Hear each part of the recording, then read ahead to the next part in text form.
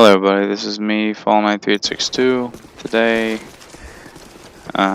well, I did my Let's Play thing. I was about to say today we're going to play. I didn't mean to do that, sorry. It's been a long day, it's 9:35 p.m. So, and we got 30 minutes to kill, so let's do this. Now, I did small talk as sort of a thing to help me stop stuttering. Well, I don't really stutter that much, but sometimes it gets kind of annoying in the videos that I talk in sometimes. And I just got a sick killer. You'd have to admit that knife was pretty good after those gunshots. Usually I suck using using the Desert Eagle. It's really annoying. So, just wanted to say, well, I'm going to say a lot of things, so book your seats, kids. It's going to be a long ride. Excuse me. I don't know why I make these 30 minutes, it just seems like a good time to talk. I like to talk a lot.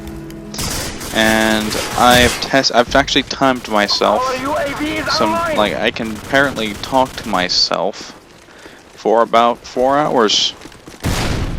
Like just literally 4 hours of me talking to myself. Or a little over 4 hours, I'm not really sure.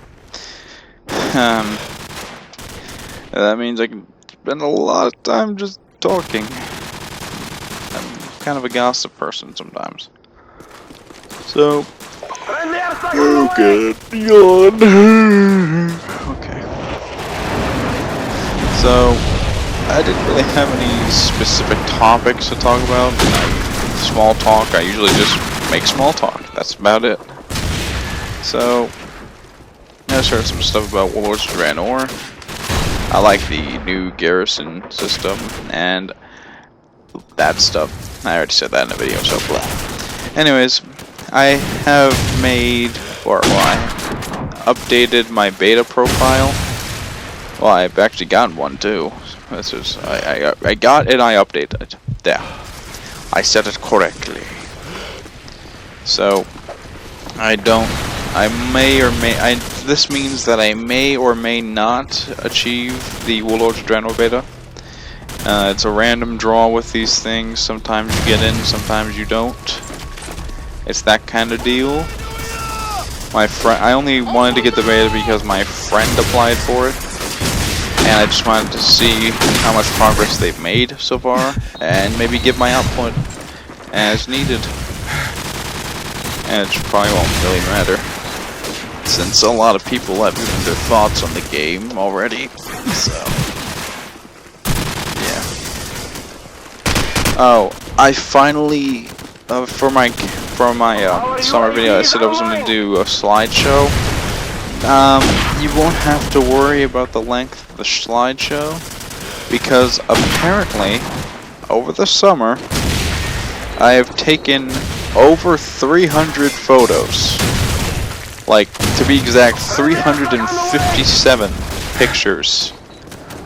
And that's crazy for me, because I never thought I'd actually be that into using the camera, but since I got the camera because I wanted to like train for photo and stuff like that, so yeah. I didn't expect, I was training, but I didn't expect to get that far into photography.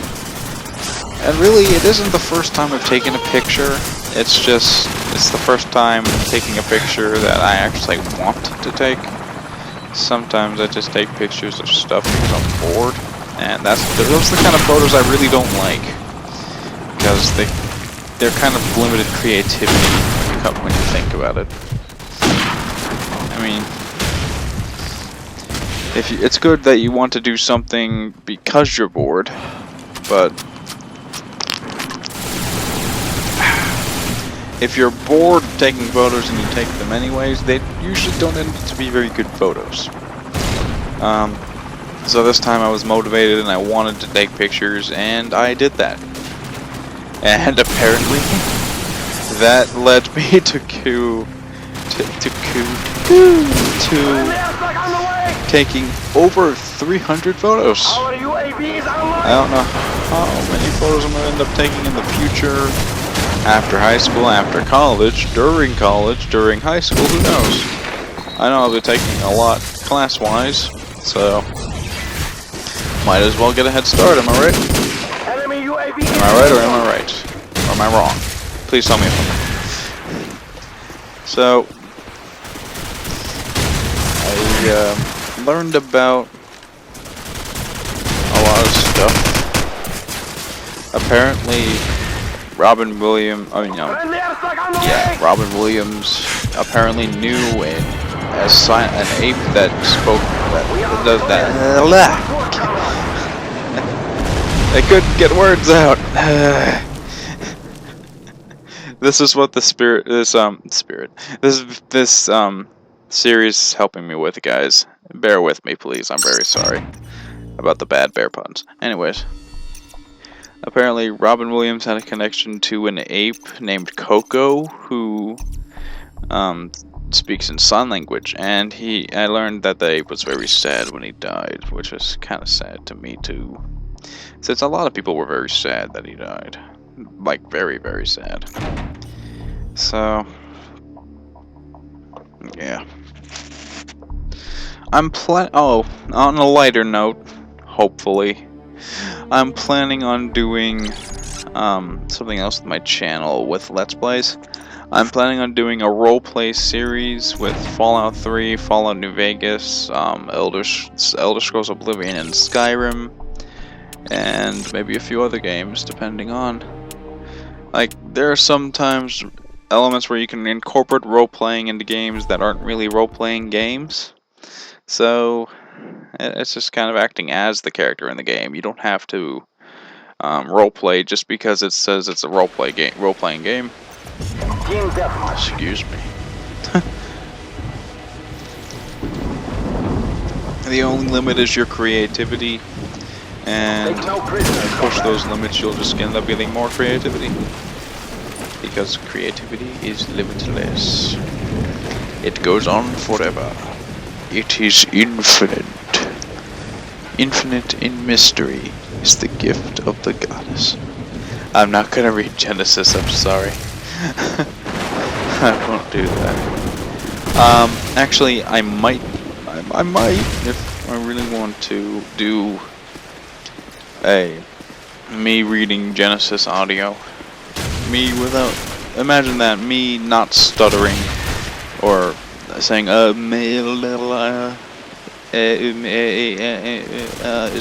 like really, so like, stuff like that, in my videos. Imagine that. So, because I'll be reading, I'll be focused on the words, so I'll just act like a goober. Well, I was being a sniper in this game. I act like a goober all the time. Goober. So, it's not a reference to SpongeBob, I just like saying goober. I haven't talked about my book in a while. Like, well, not really my book, but a book that I'm planning to write in the future, called The Adventures of Notre Alzaire. Not really chapter 1. Or part 1. I'm probably just gonna say part 1. The Adventures of Notre Alzaire, part 1. Something. It's gonna be an adventure fantasy book that I'm planning on writing in the near future. And if the future me decides to watch this video and forgot about the idea, get on to it. Get on it. Now.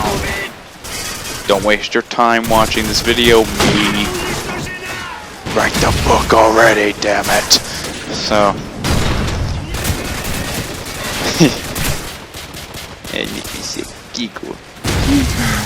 So, that's what I've been working on. Improving my writing skills, the story, stuff like that. Oh, and the seniors today had a thing going on during 4th, 5th, 6th period during school. So for my anthropology class, yes, I take anthropology in high school. For my anthropology class, we had like 4 people including me, so we couldn't really do anything. Like, stuff we were doing probably required the entire class there. So we literally got to chill out for like 90 minutes. And in those 90 minutes I spent sketching a third era 150th. Like, this is a thing I was coming up with called the Tygolian Rebellion, because the Tygolians were not really of Tygolia, they were of the other empire known as Yirut Mok, which is a Earth type tribe and empire. They have a massive empire. By the time the year is 150, third era. It's not. No, it does not take place in Elder Scrolls. It's just my book, and I decided to use arrows because it's just easier way of saying the year than 19XX or 18XX. I just find this pretty funny. So I decided to do those, and during the 150th year of the Third Era, Tygolians decided to rebel against the leaders of Yirut Mok, the empire that has colonized Tygolia with its own citizens. They have been taxing them heavily, executing their own citizens due to suspected crimes that they don't have any proof that they committed. Basically starving their people for resources, whatever gold they could find in Tygolia. The empire of Yirut Mok took all of it and left nothing or very little for the people who dug up the gold. And if there are any complaints, you either got thrown into jail, exiled, or executed. Yeah, the Yirut Mok give options. If you don't want to be executed, you can be exiled or thrown in jail. And then be executed later. I'm nice. That's basically how I portray them in this sense. But the Tygolians were not weak people. They did not want this kind of treatment from their own people, so they rebelled. Now, the Yirut Mogs are based off of Greeks, Romans, but they're Earth clan, I want to say, or tribe. I don't know how to phrase it. In a sense, the factions in my book are all tribes, or all start out as tribes usually. Well, not usually. They all start out as tribes. This isn't really in the book. This is sort of a history thing. I just wanted to add in the video. Anyways, so they rebelled. The Yirut Mogs were hoping to find people that were still, the colonists just look and do the same stuff that they did. Like they expected lighter skinned individuals with like spears or like ragged clothing, since they were peasants that they sent to colonize Tygolia, and they expected them to use weak geomancy, and the warriors there practiced very strong geomancy. But little did they know that when they started to go into Tygolia, they started to see more tanner people, because they were exposed to the desert for all these years. And this colony thing lasted for like hundreds of years. They started colonizing Tygolia in the 30th year of the First Era, when Yirut Mok decided to get its crap together and start branching out. They started to do that. So they look different over hundreds of years. They really don't. I don't know why they were expecting them. As the author, I really don't know why they expected them to be the same. Even the author doesn't know this crap. So they were fighting different looking people, and instead of geomancy, like they were hoping that they would use, because they have something equal to combat with, you know, fight fire with fire. But it turns out that the Tygolian colonists that they put there, or the colonists of their own people, decided to embrace pyromancy. And I know, when you break up the word pyromancy, it sort of sounds like pie romancy.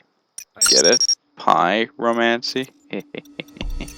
Hope you guys get that little innuendo there. but so due to this made the revolution last very long, because the Tygolians have started to develop some tricks of their own to combat the elite forces that the Iramogs were sending. And it's a revolution sort of like the American Revolution, but not really. And it oh my god, why can't I talk? And it lasted longer, or the same length, if not a little bit longer, than the 100 Years' War. So, by the time it ended, Tygolia was its own separate kingdom, its own separate empire, really. And a few years later, they decided to try to patch things up with Iramog. After all, keep your friends close, keep your enemies closer. But over the times, like when they made up with Iramog, they decided to just become allies, and they become strong allies ever since. Some lines of Tygolian emperors obviously have traces back to the times of that Iramog was more famous. So some emperors are from Iramog and Tygolia, and some are from Tygolia. But in the time span that Notre is in, the Iramog and the Tygolians are in relatively good terms, but they decided that, okay, we have a new royal family in Tygolia called the Alazaires, which means the sons of Alazior, which is a god, the patron god of fire for Tygolia. They have this new royal family set up, and they decide, look, we're not going to have any more leaders from like Retan, which is the home of the Iramog. They don't want any leaders or any leaders that are from there. Like they don't want people who are native to Iramog to be leading Tygolia, even though they have experience. The Alazaires were the leading family during the rebellion. So Notre, and this is where Notre comes in. He has a long family history dating back to the rebellion, the forming of the Tygolians, and that's how things boil down. His father is emperor currently, but the thing is, his father's an old dude. He's like, I don't know, in his 60s. I haven't really planned out his age yet. Notre is turning 18, and he's next in line to the throne. But so he's already a master pyromancer, and he's training trainees of his own. So when those trainees go into the next step and become journeyman pyromancers, something weird happens. A new, well, not really a new tribe, but a new sort of tribe. It is a new tribe. One that they have only really heard of, the mystical people of Yotsuria, the Yotsurians, who are masters of, I really don't know how to say, wind magic, in another term, like aeromancy, and electromancy. So they're good with lightning too.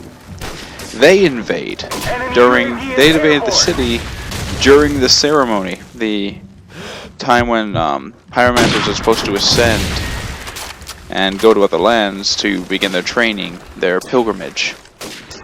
But this happens, and Notre is wondering why, because the Yotsurians really haven't had any negative terms with Tygolia. And this is weird. So, him during the siege, he kills one of the Yotsurians, but the strange thing is that, okay, here's how it usually goes in my book. This is how it goes in my book when people die. Iramog turn into dirt. It's kind of goofy. But that's just how I differentiate the tribes. Iramog turn into earth, to dirt. The Tygolians combust into flames. The Yotsurians, sort of, like, when they die, they go off into the wind. They become the wind. Or they get electrocuted to ashes. It depends. And, There's another tribe called Talankanut, which is based off of Native Americans and some Aztec, Incas, and Mayans. But they're a water-based tribe, so when they die, they turn into water. I'm not going to go into much detail about Talankanut right now in this video, but when he kills this Yotsurian, this like the leader of the attack on his people during the ceremony, he turns into sand, and he's like, wait a minute, there is no sand tribe that I have heard of. And when he is interrogating one, and he's like trying to get information from it, he isn't speaking. Like, Tygolians are polylingual. They're very good at speaking multiple languages, but for some reason he couldn't understand what this guy was saying when he was interrogating him. It was almost like it never really came from Corinth, which is the planet that is set in, that I created. And people are like scared because they don't really want war with Yotsuria, but his father has to act on it, and Notre thinks that there's more to this attack than there really is. And the story carries off from there, because I'm trying to figure out how I'm going to make that incorporate into the story. I originally had an idea where these things that attacked are like sand aliens, but I don't think aliens would be a really correct term. So I'm just going to say that they're not going to be called aliens. The sand people that have taken the form of Yotsurians, they're not going to be called aliens, but they're really not from this world. They're kind of like demons in a way. They take the form of mortals and do mischief deeds. So that's all I'm going to say for my book on this video. And yeah, until I get more information on what I'm going to share, that's all I'm going to say. Because I can finish it off. So, I have been watching some of Tom Siddell's YouTube videos. If you don't know who Tom Siddell is, he is the author of Gunner Creek Court. It's a webcomic, and I think he's made it into a few like real comics, like comics that he has made into book form. I believe he has done that. He also has a YouTube channel. And I was kind of surprised that he actually had a YouTube channel, and he didn't have any videos like the first time I saw it, so I was like, okay. And I looked in the About section, hoping to find some more information about him, like contact information or something like that, but he has no such thing. The only thing he has in the About section is the link to Gunner Creek Court's website, which is pretty cool. That way I can check it out. I won't have to type GU and then just wait for results in Google search. So, sorry, it's been a long day. Oh yeah, and I died because some dude was over there. Big whoop. So, I've been following this comic for a while. It's really grown on me. I really like the characters. They're fun to kind of... The art is good, and the character development is amazing. And I hope that for my book, I will have just as good as a character development. Hopefully, if I improve my writing skills just a little bit more. No, I hit the mic, sorry. Just a little bit more, if not way better. Because I don't want to fail in this, because it's a big deal to me. It's a very big deal to me. Anyways, so if you want to check out his channel, I'm not going to put a link in because obviously you can just type in Tom Siddell on YouTube and look for his channel. And if you want to check out some of his videos, he does have videos now. If you want to check out some of his videos, or go to Gunner Creek Court from his YouTube channel, then type it in and give it a whirl. It's a pretty... the only thing I have to say about Gunner Creek Court is you'll either like it or not like it, depending on your interests. So, if you like steampunk, if you like fantasy, then it's the book for you, or comic for you, or webcomic for you. Whatever, okay? Whatever. Anyways, 5 minutes, so I'm wondering what else I'm going to talk about, really. So, you know, typically with small talk, I like to just shoot the crap and just chat. It's kind of, it's easier for me to do these than Let's Plays, because you have to press, for the capture thing, you have to press that capture button and Audacity at the same time. And if you don't get it spot on, your audio is going to be a bit off with your video, or your video is going to be a bit off with your audio, and that's never good. With this, it doesn't matter what order it's in that I talk about, because it's usually just random stuff anyways. I don't really talk about the gameplay all that much, and when I do, it's usually in the precise moment, so I don't have to worry about it. And I review the footage anyways, so it's really not that big of a deal. There is some editing involved, but it's not a lot of editing. It's not much of a stress to me. It's just basically putting the video in the timeline and then editing it with Arcsoft Showbiz. And it's pretty easy. I don't have Sony New Vegas, so this is what I'm using. Also, I've been pondering as to whether I should get Fraps for, well, the Warcraft or Mountain Blade, because I'd love to show you guys some Mountain Blade. And of course, maybe some other games that I might find across the internet, but I can't promise that I'll be able to download them all, because it depends on if I really want to or not. Like, I'm not doing this to earn money, to survive, to make a living. I'm doing this for fun. And if you guys want to have some fun with me, that's great. Although, I'm not the only channel out there with fun, so yeah. Man, my eyes hurt, and I don't know why. Oh, it is real. Okay. So, yeah, I just heard these two kids talk in this game. I was like, Oh, by the way, for the recording this game footage for you, this is, I don't know why I didn't say this earlier, but this is Call of Duty 4 Modern Warfare, in case you didn't notice. And for copyright reasons, because I need to say it in the video or in the description, so as to not get a copyright notice. You know, that's that fun stuff that I have to deal with. So that's not a big deal. There's no big deal over there. That's no big deal. So, yeah, I like to keep stuff out of the copyright area. And really, I'm running out of time here. I have like 2 minutes to talk. So, I've been pondering on what to do for my next Let's Play. I was thinking about doing Shadowrun. Well, not really Shadowrun, never mind, not Shadowrun. Or, I have 2 Cabela's games, which are hunting games. Dungeon Siege. The Last Remnant, which I'm planning to do. Or Sleeping Dogs. It's been a while since I played Sleeping Dogs. I can't remember much from the story. I kind of forgot about the game entirely, actually. So, I was thinking it'd be good to give that a whirl. Try stuff out.